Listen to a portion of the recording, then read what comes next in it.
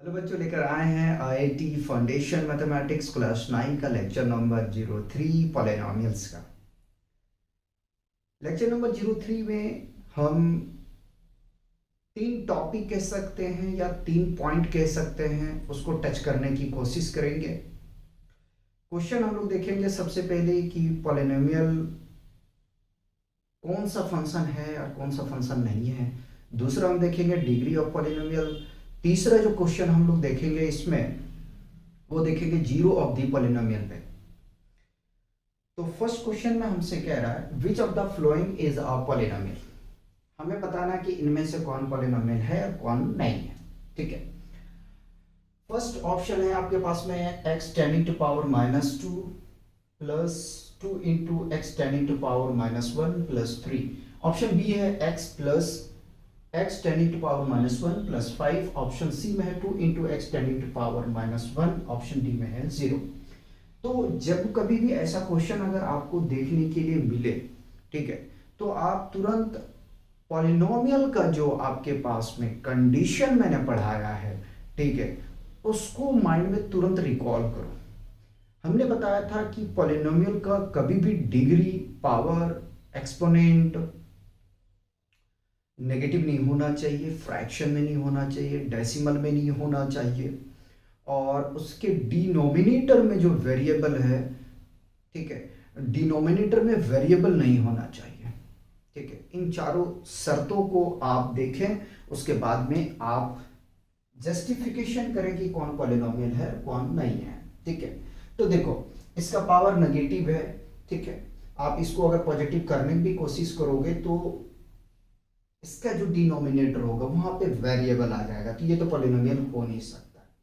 Second case में अगर हम आ जाते हैं बी में देखने के लिए जाएंगे तो देखो यहाँ पे भी इसका पावर नेगेटिव है, ये भी पॉलिनोमियल नहीं होगा। हम सी पे अगर पहुंचे, सी पॉइंट पे यानी कि सी ऑप्शन पे, तो ये भी पॉलिनोमियल नहीं है। लास्ट हमारा बच जाता है कौन सा, डी। ठीक है, तो ये पॉलिनोमियल होगा। ठीक है, ये पॉलिनोमियल होगा। ठीक है, आपसे पूछा है पॉलिनोमियल है या नहीं। ठीक है, क्योंकि कांस्टेंट पॉलिनोमियल भी होता है भाई। ठीक है, कांस्टेंट पॉलिनोमियल भी होता है, तो ये पॉलिनोमियल आपका डी होगा। ठीक है, एक क्वेश्चन और लिखिएगा। क्वेश्चन हम 2 की बात करेंगे। क्वेश्चन 2 में कह रहा है विच वन ऑफ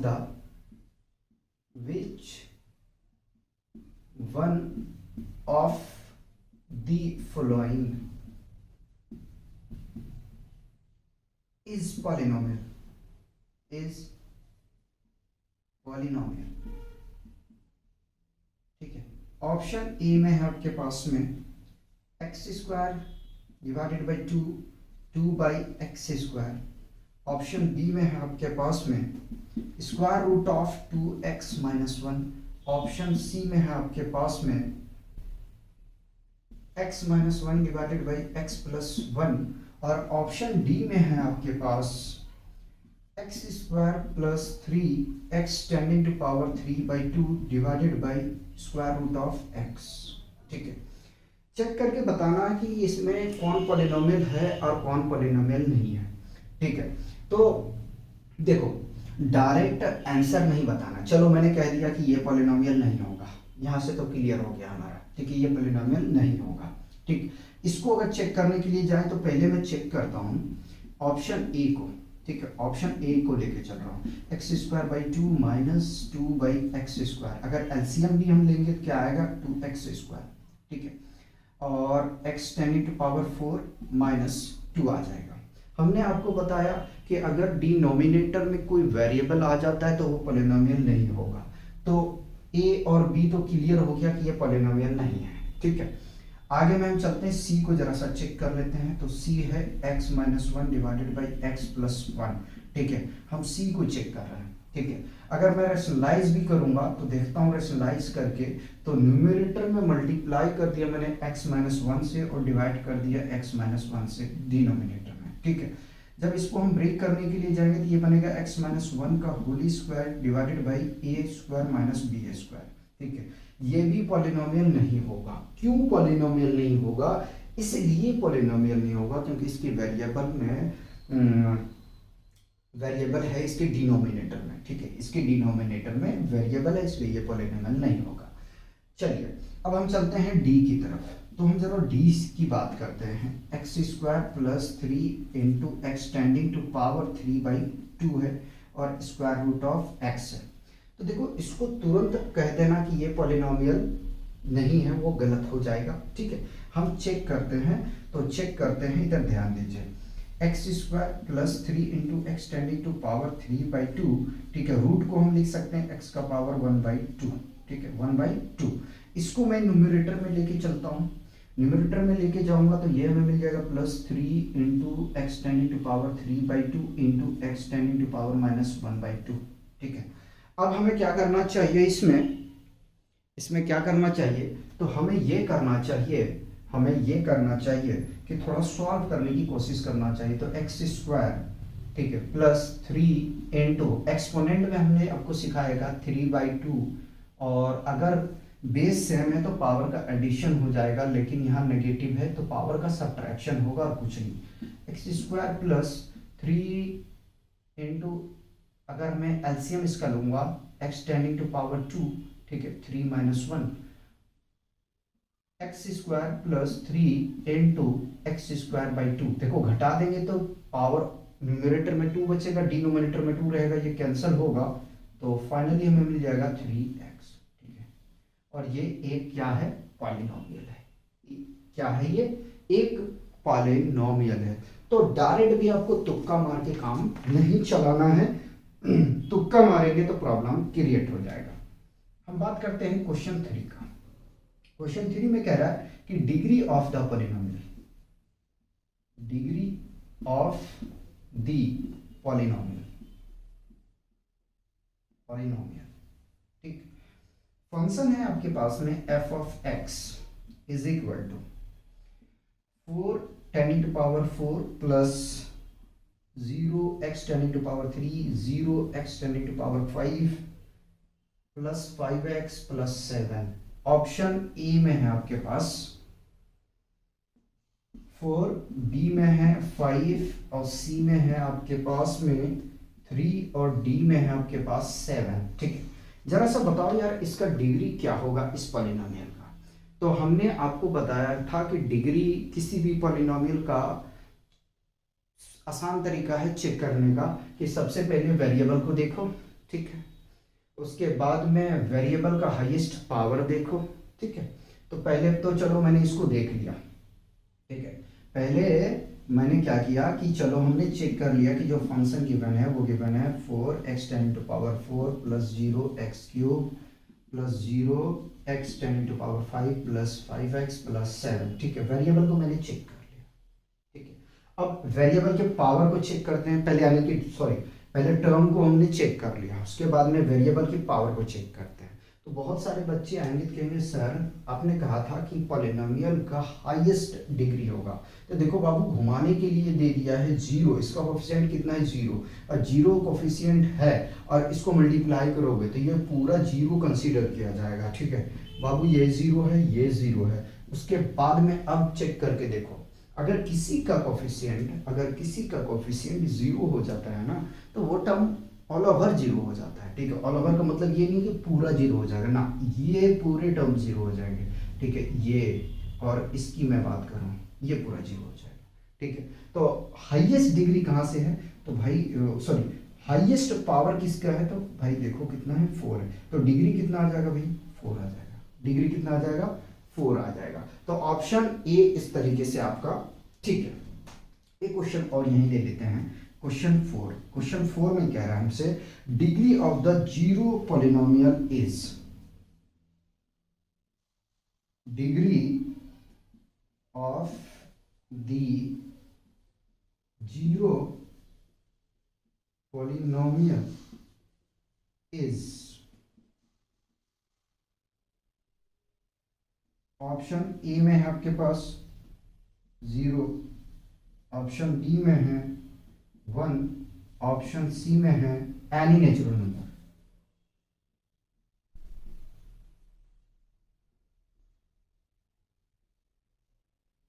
और ऑप्शन डी में है नॉट डिफाइंड।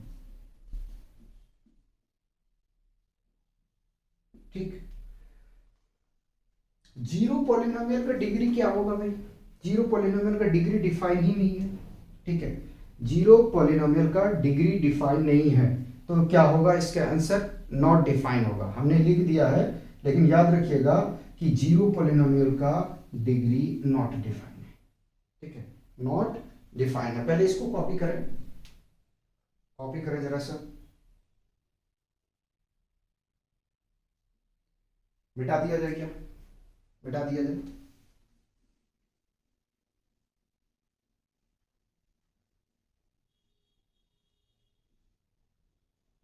देखो अब रट्टाफिकेशन चलना नहीं है, तो थोड़ा सा दिमाग को ओपन करके पढ़ो, ठीक है।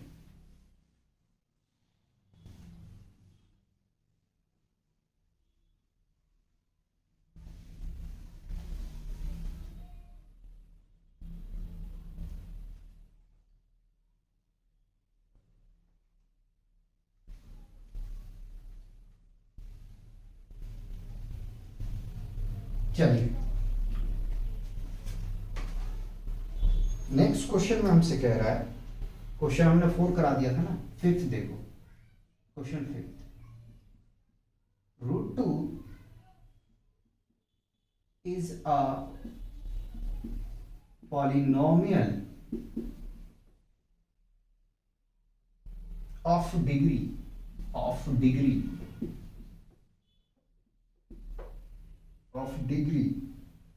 ऑप्शन ए में है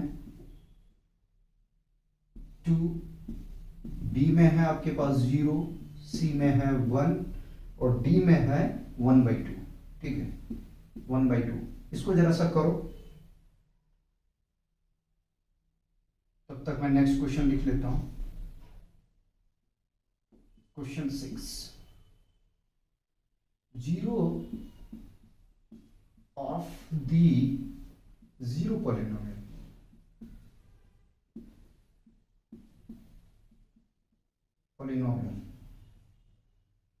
is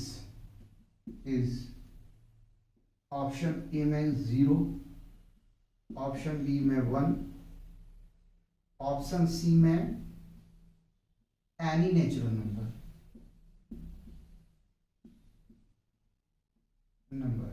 और डी में नॉट डिफाइंड, ठीक है। बताइए क्वेश्चन नंबर 5 को बताइए। क्वेश्चन नंबर 5 में कह रहा √2 is a polynomial of degree, तो √2 एक पॉलिनोमियल है, ठीक है, √2 एक पॉलिनोमियल है, इसका डिग्री क्या होगा, ठीक है। तो देखो भाई √2 एक पॉलिनोमियल है, ठीक है, कांस्टेंट है, तो इसका डिग्री 0 होगा, ठीक है, इसका डिग्री क्या होगा? 0 होगा, ठीक है। आंसर में लिखोगे option B is correct, option B is correct. आगे में चलो, कह रहे zero of the zero polynomial is, ठीक है, zero of the zero polynomial का डिग्री बताइए क्या हो सकता है, ठीक है। डिफाइन होगा, याद रख लेना, नॉट डिफाइन नहीं मारना, 0 तो होगा नहीं भाई, 1 तो होगा नहीं, कोई भी नेचुरल नंबर होगा, ठीक है, कोई भी नेचुरल नंबर होगा, कोई भी नेचुरल नंबर होगा, तो आंसर में सी आपका ठीक है, आंसर आप ऑप्शन यानी कि सी आपका जो है वो ठीक है। नेक्स्ट क्वेश्चन देखो जरा सा, क्वेश्चन नंबर 7 देखो, कह रहे zero of the polynomial, zero of the polynomial f of x is equal to 3x plus 7। Option A है आपके पास में 7/3, ऑप्शन बी है -3/7, ऑप्शन सी है आपके पास में -7/3 और ऑप्शन डी है बाबू आपके पास -7। जरा सा इसको लगाओ, एक क्वेश्चन और करेंगे इसके बाद में। इस पॉलिनोमियल को आपको 0 निकालना है, ठीक, तो सबसे पहले क्या करना, सॉल्यूशन लिखो, ठीक है, लिख दिया। पहले मैं लिखना चाहूंगा 3x + 7 is equal to f of x, ठीक है, राइट में मैंने f of x लिखा है, इसलिए लिखा है क्योंकि f of x को 0 होना पड़ेगा, तभी हम जीरो निकाल सकते हैं, एक्स की वैल्यू निकाल सकते हैं, रूट्स निकाल सकते हैं, ठीक है। तो 3 of x plus 7 is equal to 0, यहाँ कंडीशन देंगे therefore f of x is equal to 0, ठीक है। f of x equal to हमने क्या किया है, 0 इक्वेट किया है, ठीक है। तो 3x is equal to 7, तो x is equal to -7 होगा, x is equal to -7/3 आ जाएगा, ठीक है, -7/3 आ जाएगा।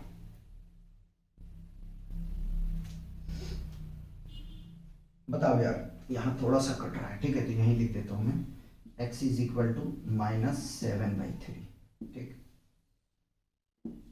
ये आंसर है आपका। चेक करो कौन सा ऑप्शन सही है, ठीक है। तो ऑप्शन सी जो है अपना ठीक है, ऑप्शन सी ठीक है। एक क्वेश्चन और देख लो, ठीक है, एक क्वेश्चन और देखो, क्योंकि लेक्चर लंबा करने का इरादा नहीं है यार, आप लोग पास में इतना टाइम है नहीं कि लंबा लेक्चर को आप लोग देखो, तो बेहतर है कि छोटा छोटा रखूं। क्वेश्चन नेक्स्ट में हमसे कह रहा है, क्वेश्चन 8 हमसे कह रहा है one of the zero one of the zeros of polynomial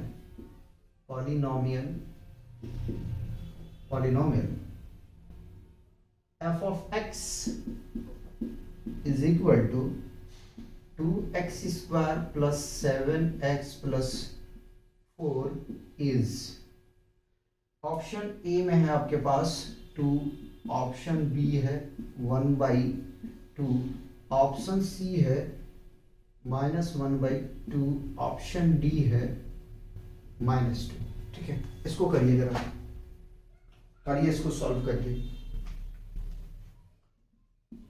solution, f of x को मैं राइट में रखूंगा, 2x square plus 7x plus 4 is equal to f of x, ठीक है। अगेन f ऑफ x को हमें क्या करना है, जीरो करना है। पहले तो यार देखो, मिडिल स्प्लिटिंग मेथड से इसको हम ब्रेक करेंगे, तो फर्स्ट टर्म और लास्ट टर्म को मल्टीप्लाई करेंगे तो 4 2 8x स्क्वायर आ जाएगा। अब 8 यानी कि 7 को इस तरीके से हमें ब्रेक करना है कि मल्टीप्लाई करने पे 8x स्क्वायर मिल जाए और एडिशन या सब्ट्रैक्शन करने पे हमें कितना मिल जाए, 4 मिल जाए। एक मिनट जरा रुकिएगा, मुझे ऐसा क्यों लग रहा है कि -4 होना चाहिए, ठीक है। एक मिनट रुको जरा, क्वेश्चन को मैच कर लेता हूँ मैं। हाँ, -4 यहाँ आएगा, ठीक है, क्योंकि क्वेश्चन फिर चेंज हो रहा था, यानी कि मल्टीप्लाई जब हमने किया तो हमें मिला कितना, -8x स्क्वायर। अब 7 को इस तरीके से तोड़ना है कि मल्टीप्लाई करने पे हमें 8x स्क्वायर मिल जाए, एडिशन या सब्ट्रैक्शन करने पे 7x मिल जाए, ठीक है। तो 2x स्क्वायर, 7x को क्या मैं लिख सकता हूँ, 8x माइनस x। देखो जब सब्ट्रैक्ट करेंगे तो 7x आ जाएगा, और इन दोनों को मल्टीप्लाई करेंगे तो आ जाएगा -8x स्क्वायर -4 इक्वल टू 0, ठीक है। हम यहाँ कंडीशन देंगे f of x is equal to 0, हमने इक्वेट किया, ठीक है। अब इन दोनों में कुछ कॉमन है, क्या है, तो 2x ले लिया, ठीक है, x प्लस 4, इन बोथ में कॉमन -1 है, x plus 4 is equal to 0, ठीक है। तो 2x माइनस 1 एक साथ में रहेगा और इन दोनों में से एक लिया जाएगा, x plus 4 is equal to 0, ठीक है। देखो अब कंपेयरिंग करना है जीरो के साथ में, क्या करना, कंपेयरिंग करना। तो 2x minus 1 is equal to 0 और x plus 4 is equal to 0, right. 2x is equal to, इसको राइट में लेके जाओगे बाबू तो +1 हो जाएगा, तो x इज इक्वल टू कितना आएगा, 1, और ये 2 मल्टीप्लाई में है, डिवाइड में आ जाएगा, ठीक है, ये वैल्यू आ गया, ठीक। आगे में देखते हैं थोड़ा सा, x इज इक्वल टू -4, आपसे पूछा है एक जीरो बता दो, ठीक है, एक जीरो बताना है, ठीक है। तो एक जीरो क्या होगा, 1/2, ठीक है, 1/2 होगा। अगर हमसे पूछता कि कितने इसमें पॉसिबल जीरो हो सकते हैं, तो ये दोनों हो सकते थे, ठीक है। तो फिर आपके ऑप्शन में जो है वो दोनों जीरो को दिखाया जाता।